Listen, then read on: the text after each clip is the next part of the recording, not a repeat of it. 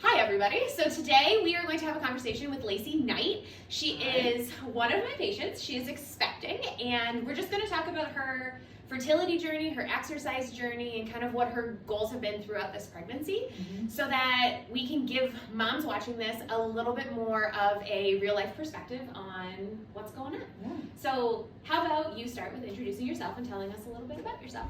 So I am Laci Knight. I am going to be 41 in March, so coming up. We cannot have kids naturally, so this is an adopted embryo. So we did some fertility, not IVF necessarily, but I did all of the stuff post egg retrieval, sperm, like that whole part. So I did that whole section.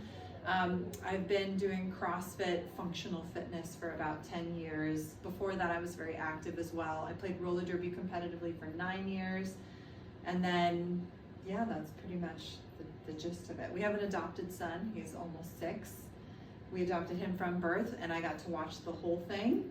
That's so awesome. We also got to experience his birth, and I was traumatized from that experience, watching her go through that. Everything that happened to his birth mother was all the things that I didn't want to happen for his birth or for if we ever had a kid. So I took a lot from that as well. Awesome. Yeah. So what was your kind of fitness journey leading up to pregnancy? Like, how active were you? I work out 6 days a week. Okay. I was doing CrossFit very competitively up until about June 2.5 years ago, and I just was getting injured a lot, and I needed a break mentally from 2 to 3 hours of training. I really wanted to go as a master's athlete, and I was pushing hard, but I think my body was just like not responding well to it. So I switched over to street parking, which is like a more like at home focused working out. You can do it in a gym or not, you can do it in your house. But I needed something where I had more flexibility. Like, I just want to do the workout and that's okay. Or if I want to add in strength training with the workout, that's okay. Like, I needed that flexibility. So I've been doing that for the last 2.5 years. Up until the fertility stuff started, I would say I was almost always doing a strength piece before or after a Metcon or a workout. And then sometimes doing additional stuff. So like anywhere from to an hour and a half, 5 to 6 days a week. Awesome. Leading up to it. Have you been doing anything with roller derby recently? No, I was coaching roller derby, and then the pandemic hit, and then everything stopped. And no roller derby has really started back up. Really? A lot of leagues are trying, and then like an outbreak happens, and then everything shuts down again. And so a lot of people have lost a ton of members, or they're just not able to like get things going again because people are just not interested in putting themselves in that situation. So I have not coached roller derby since the pandemic happened, and like that year was the year I was gonna like maybe start skating again. Yeah. And so I was like contemplating coaching the team that I was coaching and then joining them once we had got like some patterns established for the end part of the year, and then it went away. And now I don't know if I'll go back. Yeah, that's too bad. Yeah, I don't know, we'll see. Fair enough. Yeah. So leading up to your fertility journey, you were obviously very active. Yeah. Now, I kind of told you yesterday while you were in our office is that you are one of my first extremely active patients beginning to go through fertility treatment. Yeah. So can you tell us a little bit about what that was like, kind of what guidance you got throughout your fertility journey, and kind of what that was like? So our adopted embryo came out of Atlanta. The couple was based there, and their clinic was really open to having me come in, even though they had never done an adopted embryo before. So they were really familiar with the couple, they felt really good about them, and so I ended up just going there to get my fertility treatments done. None of the clinics locally here in Rochester would accept an adopted embryo. Really? There's like something about state laws, and I can't get into all the legal ramifications, but it was very difficult to find a clinic. And so I was like, well, if I'm gonna have to travel to go to a clinic, I might as well just go to the place that's already storing the embryo and is familiar with the couple. And so I ended up just going with them. And I would say, like, in general, I don't think they're used to having a very active person either. So we went through one transfer in April. I did everything they said, don't do anything too active for 10 days afterwards, don't pick up anything. And I was in my head about it completely. I worked out like the day of the transfer, I did a Metcon, and I was like, because I'm not going to be able to work out for 10 days and not be able to do anything. And I was like totally stressing out about it. And then of course, like the first transfer didn't take, and I was like, it was because I was too active. It was because I worked out at 6 days and I was supposed to wait for 10. I mean, like I just went through this whole spiral, and then went through a ton of research leading up to that second transfer. And then I was like, oh, there's actually a lot of controversy around whether or not exercise hurts or helps fertility, that it's very split in the community, that the 10-day or like the 2-week wait, they say, that exercise doesn't really affect it that much. But then there's still a ton of fertility doctors who are like, don't do anything. Why take the risk? And I'm like, but mentally I need something. I need to be able to do something. And so for the second transfer, I was like, I kind of just took my doctor's advice with a grain of salt, and I told them very specifically, I'm going to be doing stuff this time. I know my body. I will make sure that I'm not doing anything crazy. And it's not like, and I've watched a ton of videos as well, and a bunch of fertility doctors and nurses, and like, the baby's not gonna come unstuck from you doing squats. They're like, that's just not a thing. They're like, you know, so many women get pregnant, have no idea, and they're exercising for 8-10 weeks vigorously, but hitting PRs sometimes, right, and don't know they're pregnant, and they're like, the embryo's not going to come unstuck from the uterine wall. Like, this is no different. And so it's more about like strain and body temperature. It's not like about what you're doing. And so I just was like, I'm going to do stuff. Go for you. I'm going to be more relaxed in general about it, because I was stressing out about it. And I think overall that helped. But of course, like, I went swimming accidentally at 5 days post-transfer, and I thought, oh my gosh, the baby is not going to take. And then like, I had to like calm myself down, and everything was fine. I mean, like, I just don't think there's a lot of familiarity with people who are active and how to incorporate that into the fertility journey. They just give the same blanket statement to everybody, and they're like, oh, well, if you do it, it's at your own risk. And then it becomes this mental game. And they also don't tell you that most times your first transfer doesn't take, and it's usually the second or third that does, and like, they don't prepare you for that. And so there's just a lot of, I think, misinformation or lack of information.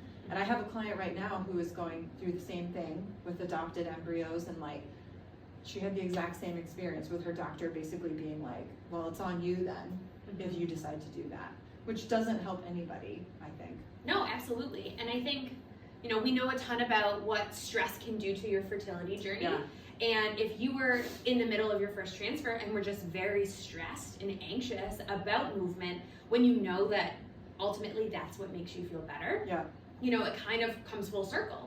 And it almost seems like you being able to do what made you feel more comfortable was beneficial in the long run. Yeah, and I did. I was like modifying like crazy, and then still thought I did too much. But on the second time around, I just waited about 5-6 days, and then decided, you know what, I'm just gonna work out, and I'm just gonna feel what feels good and what doesn't feel good.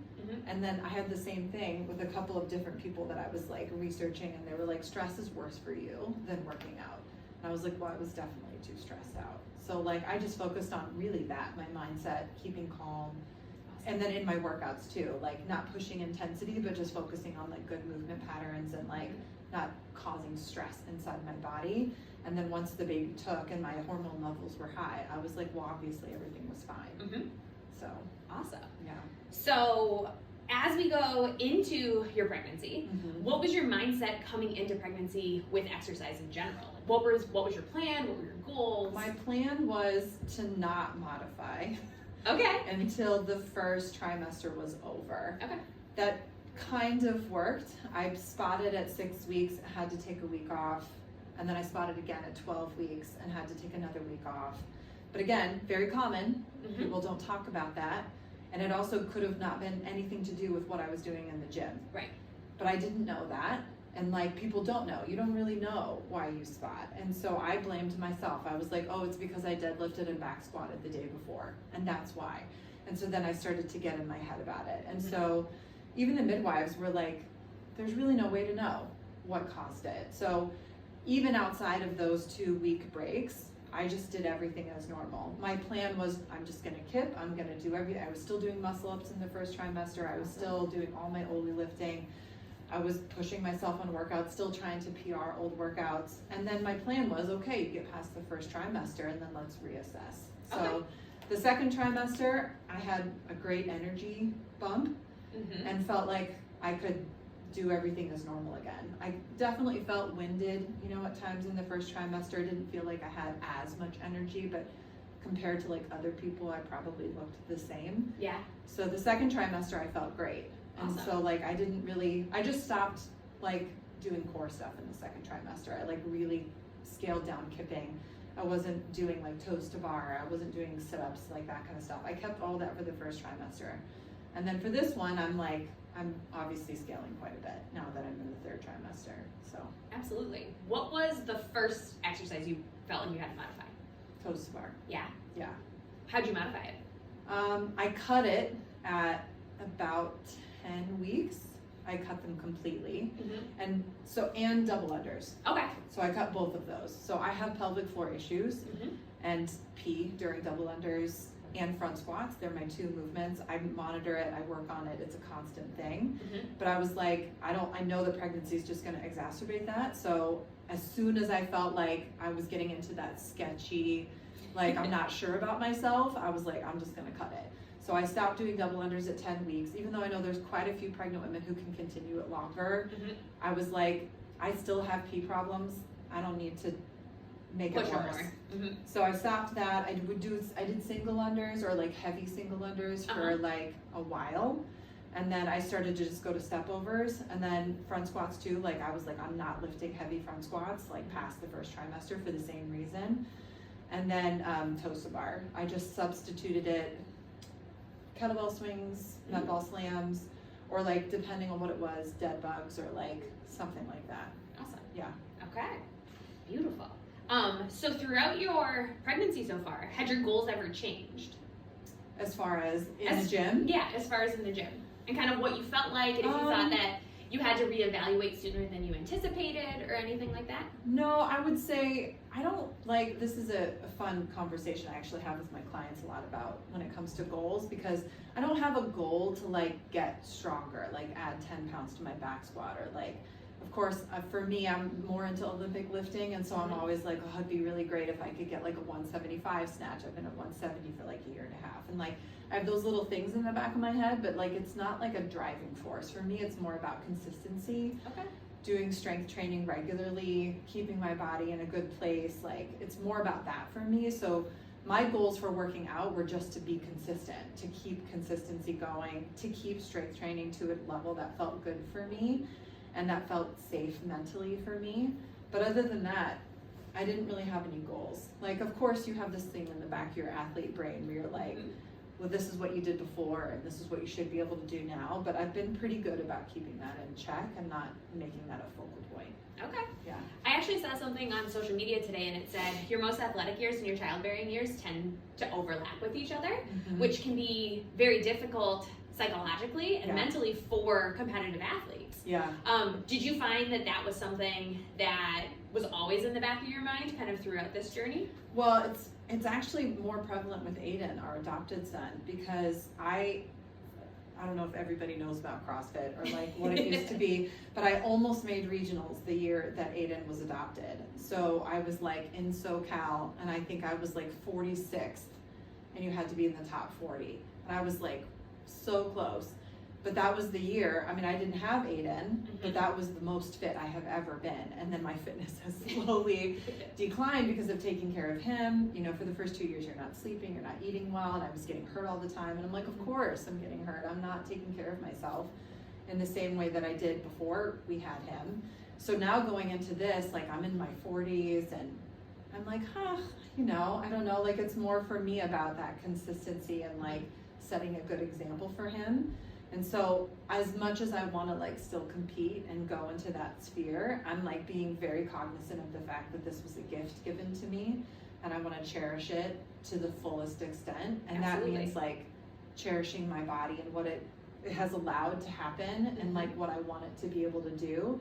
And I've had my athletic journey, you know, and I got to play at the top levels and I got to like compete with really fun people. And I'm like, it's not like I feel like I checked that box off, but I don't feel the drive because I feel like I've already had those experiences.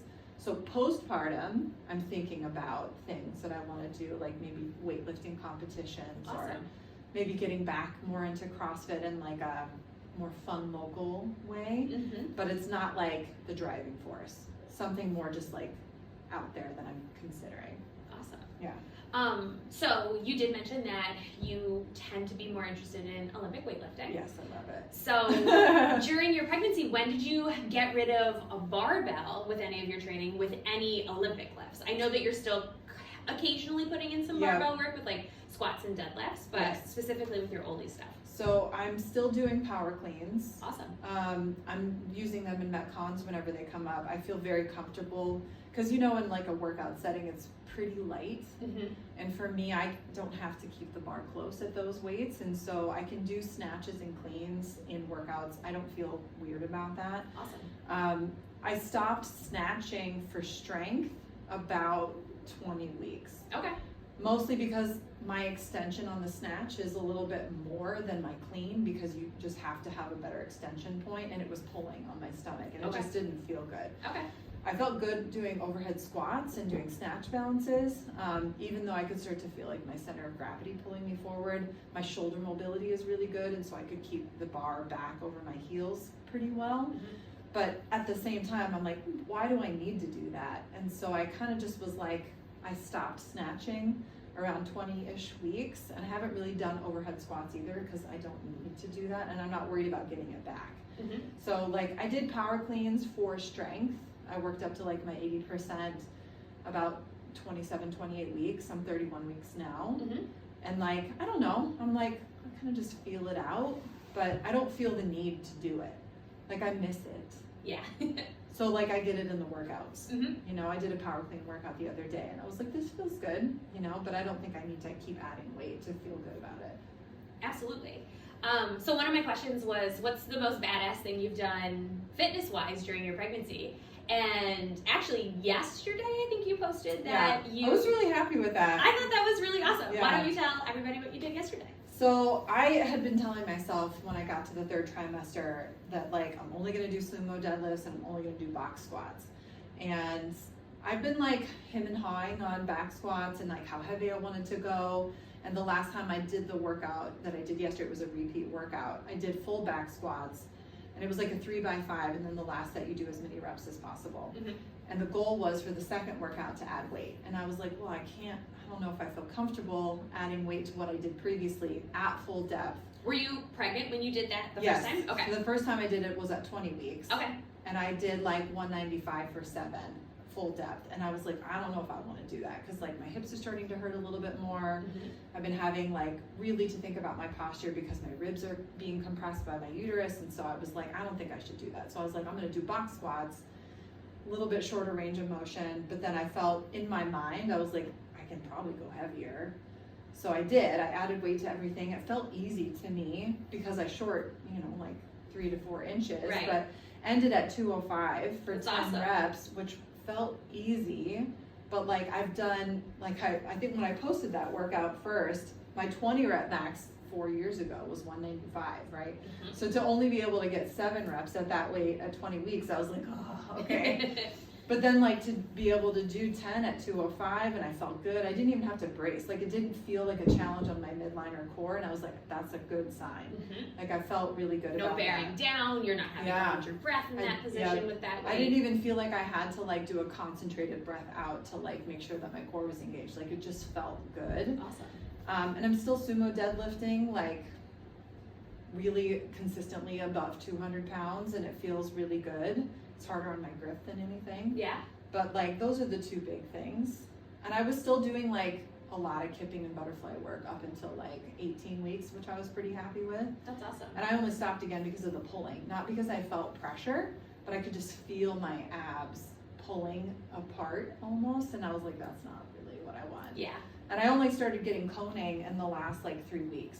Okay. which I was like, that's also really good. And so it's more obvious to me now, and I think for some people they don't know that it's even happening, and I can see it and I can like immediately correct it. So I'm happy that I'm like able to get to that point like this far, and I'm only just now experiencing that, and I think that has to be with some of the modifications and things I've done to this point. Now, when you say that when you notice any coning, you're able to correct it, does that mean that you're able to just reestablish the way that you're managing your intra-abdominal pressure? Like with...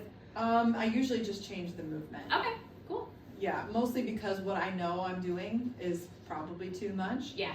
And so like as soon as it happens, I'm like, oh, well, there's your cue. Mhm. You need to just change what you're doing. And it's like things that are in like a plank position, or things that are pulling too much where you're starting to like crunch. Mm-hmm. And so I'll question it going into a workout, and then I get the cue and I'm like, okay, then you were right. You should have modified this. So, Okay. yeah. But it's really great that you're able to see that, and Yeah. you're able to change things when you need to. Yeah. So throughout your pregnancy, have all of your providers that you've been seeing been encouraging you to continue to strength train, or have you had a little bit of pushback? I wouldn't say, I don't even know if there's much of a conversation around it, to be honest. I Okay. get a lot of comments from the midwives that they can see that I'm obviously working out and that I take care of myself. But other than that, I haven't. Thank you. Yeah. I'm like, other than that, I haven't really noticed anything. Okay. So like, I think because the baby has been progressing and growing well, Mhm. I think that's a good sign. I mean, I have gained less than 20 pounds. Okay. So I don't know if that, I'm like, I think most people gain between 20 to 30. So I'm like, I don't know how much more I'm gonna gain, but like, I don't feel like I've gained it in the other parts of my body. And so, I don't know what people think about it. I'm sure that the midwives are a little bit more chill about it because they tend to be more chill than the OBs, but Mhm. that's also why I don't tend to go to the OBs as much, so. Fair enough. Yeah. What types of conservative healthcare providers have you been seeing throughout your pregnancy, other than me? Conservative, what do you mean? So, like, alternative healthcare people. Like, have you been doing acupuncture or pelvic floor PT? I am going to see a PFPT on Wednesday. Awesome. I had to cancel because I had COVID. Bummer. Probably the Omicron variant.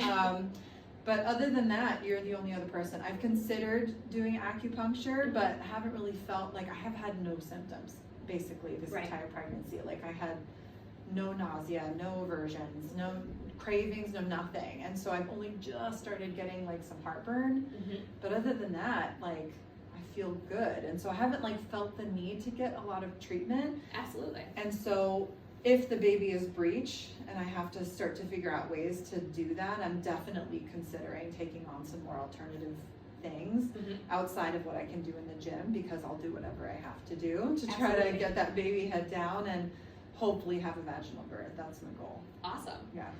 So as we move to the end of your pregnancy and birth, what is kind of on your mind for your postpartum recovery period? I actually was just asking you this yesterday because, you know, I'm like, how could I do 6 weeks of no activity, which is what most people tell you to do? I'm like, that just doesn't, like, my personal trainer side, my coach side is like, movement is medicine. There's got to be something you can do. And it doesn't mean exercise and do Metcons, but I'm like, I know there's like rehab things that I could be doing, or like connection with my body in a way that is safe and manageable. And like, that's what I've been thinking about. And I, you know, have been like waiting a little bit to do research on it because I'm still in that like things could go wrong mentality. And I'm just trying to like get this baby to like 34, 35 weeks so that I know she can survive and everything's going to be fine.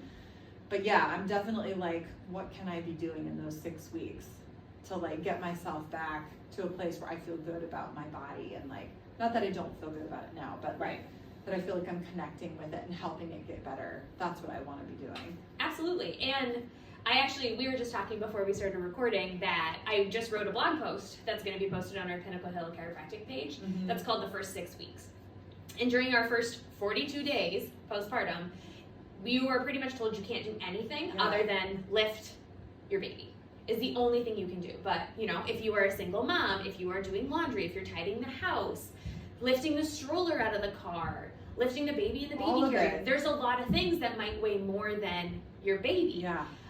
The blog post I'm actually going to post also says that coughing it creates the same intra-abdominal pressure as picking up 35 pounds from the floor. I mean, that's why people pee sometimes when they cough or sneeze. Absolutely, just because their pelvic floor isn't able to combat that increase in intra-abdominal pressure, especially early postpartum. But I believe that we should be training our squat mechanic or training our hinge mechanic and belly breathing and a transverse abdominis contraction early in that postpartum period. Like, you're going to be squatting on and off of the toilet, out of a chair, out of the car, out of bed. You're going to be picking up the baby out of the crib or the bassinet or trying to get off of the floor. All of those things are really important to continue to train even early in that postpartum period.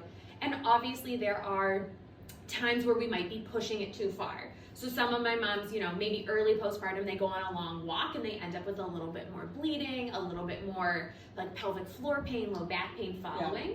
But listening to your body is going to be really important. So I've actually started to give a lot of my postpartum moms some basic rehab things early postpartum, and that might mean for the first week you don't do anything. Maybe you just bond with baby, it's a lot of skin to skin, and it's a lot of belly breathing. And then from there we can slowly incorporate some additional things. But even just like thinking about how you get up and down with the baby and how you're holding the baby, like I feel like all those things affect your recovery and it's not really talked about. I mean, we adopted Aiden and nobody ever talked to me about that stuff, about how to get up and down off the floor with the baby and like how you're holding them. And I definitely like strained my left shoulder from always holding him on one side. And then I just wasn't thinking about like all of the stress that it puts on your body. And I didn't have a baby. Right. And so you didn't birth that baby. I'm like, the fact that like I'm gonna now have this baby and there's not a lot of discussion about what you can do to protect your body to make sure you're not hurting yourself. And even just outside of this area, like there's so many things that you could do wrong. Absolutely. If you're not thinking about it. And so like those are the things that I've been thinking about. And like, I'm doing a lot of the functional progressions that like BirthFit does. And like, I feel like a lot of that translates into that postpartum period about just even like how to roll from side to side effectively and like how to get up off the floor without like, most of us do that like jackknife sit-up thing, right? But that's not possible with a baby. And so it's just like thinking more cognizantly about how you're using your body and being more effective. So I do a lot of that stuff in the gym now. Like I'm trying to be thinking about what I'm going to be doing and even just like how I'm going to hold the baby from left and right side and all those things. So, I mean, my posture, like I'm having to sit up more upright because it just doesn't feel good on my ribs and on my lower back. And so like I don't see how that could change after the baby comes. And so like those are all things that are training your body, but people don't talk about it that way. I think it's really great that you're already thinking about a lot of those things for your postpartum period so that then, come when you get cleared by your midwives, then you can really start to get back into some strength training based things. I guess my last question is, as a mom who's gone through fertility, a mom who's currently pregnant, and a mom who's coming up to their postpartum period who was an athlete, what advice or things would you want to tell anybody who's watching this today? I would say if you're in that thought process of having a kid, the sooner you can get started, the better, because everything gets easier if you already have an established routine and have some consistency. And like recovery in general, pregnancy in general after is all going to be easier if you have an established baseline of strength and fitness. So the sooner you can start, the better. But if you're already in the process, like doing anything is better than doing nothing. And whether that's like just doing all body weight stuff or like even just connecting with your breath, all of that is going to be helpful in some form or fashion. And it doesn't always have to be intense to be effective. And then like if you are an athlete, just trust yourself. I think a lot of doctors, unfortunately, in this sphere of medicine, do not trust women. They do not trust us to like understand our bodies and how to like be effective with what we're doing. And so like, yes, it should be a conversation, but I think a lot of people mistrust themselves and what they can and cannot do. And I don't think that's what we were ever geared to do. I think that we understand who we are and what we need, but unfortunately, we get a lot of messages trying to confuse us and make us question what we're thinking and what we want. But trust yourself. That would be my thing. Awesome. Yeah. Is there anything else you would like to add today? I would say the only other thing I was gonna add was that I do have a goal to get, I don't have like a weight loss goal like women do, but I do have a goal to get back to being able to do workouts like I wanna do within like 6 months. Okay. That's my goal. And whether that means like muscle ups or full on, I don't know if that's what that means, but I think like being able to assess a workout and like feel confident enough that I know how to do the thing without hurting myself, that's really my goal. So like, we'll see if that happens. Awesome. Well, congratulations. Thanks. You're very welcome, and we're excited to kind of follow you through the rest of your prenatal journey and definitely into your postpartum journey. Thank you. Thank you for being with us today. Yeah. And I will post all of Laci's information at the bottom of this video when we post it online. So if you guys have any questions for her, I'm sure she would be more than willing to have you reach out. Yep. Awesome. Thank you so much. All right.